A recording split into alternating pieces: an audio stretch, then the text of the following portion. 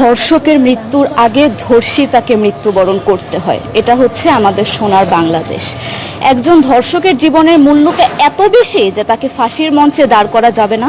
আমরা বাংলাদেশে কয়জন ধর্ষকের নাম জানি যাকে কঠোর থেকে কঠোরতম শাস্তি দেওয়া হয়েছে, যাকে ফাঁসির মঞ্চে দাঁড় করা হয়েছে? আমরা কি আদৌ কেউ জানি না। অথচ আমরা কতগুলো যারা যারা ধর্ষিত হয়েছে তাদের নাম জানি, অনেক বড়। এই লিস্ট আসলে অনেক বড়, বলে শেষ করা যাবে না।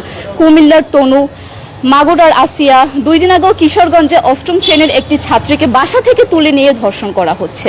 বাবার হাতে মেয়ে ধর্ষিত হচ্ছে, ভাইয়ের হাতে বোন ধর্ষিত হচ্ছে। আমরা আসলে নিরাপদটা কোথায়? আমার মনে হচ্ছে আমরা যেন আইয়ামে জাহিলিয়া যুগে চলে গিয়েছি।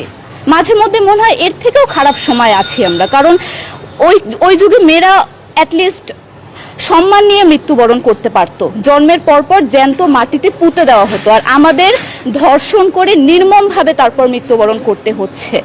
যদি সরকার আমাদের ওই নিরাপত্তা নাই দিতে পারে, তাহলে সরকারের কাছে আমাদের অনুরোধ, আমাদের জ্যান্ত মাটিতে পুঁতে দেখ। আমরা বেঁচে থাকতে চাই না, আমরা সম্মান নিয়ে মৃত্যুবরণ করতে চাই। আমরা এই দেশে থাকতে চাই না যে এই দেশে আমাদের কোনো নিরাপত্তা নেই, যে এই দেশে রাস্তা দিয়ে হাঁটলে আমাদের মধ্যে একটা আতঙ্ক কাজ করে, কখন কি না কি হয়ে যায়। আইন উপদেষ্টা বললেন যে ধর্ষকের নাকি ফাঁসি দেওয়া সম্ভব হবে না, তাহলে নাকি নিরীহ মানুষকেও মাঝে মধ্যে ফাঁসির ব্যবস্থা করা, মিথ্যা মামলায় ফাঁসিয়ে দিয়ে ফাঁসির ব্যবস্থা করা হতে পারে।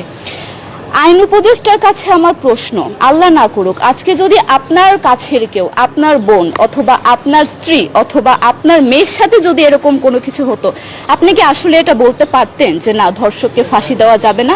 কোনোদিনও পারতেন না। আপনি সবার আগে তার ফাঁসির ব্যবস্থা করতেন, সম্ভব হলে নিজের হাতে মেরে ফেলতেন। তাহলে আমাদের বেলায় কেন এত বৈষম্য? আমরা কি দোষ করেছি? আমরা কি নারী না? আমরাও তো কারো বোন, আমরাও তো কোনো বাবার সন্তান, আমাদেরও তো বেঁচে থাকার অধিকার আছে, তাই না?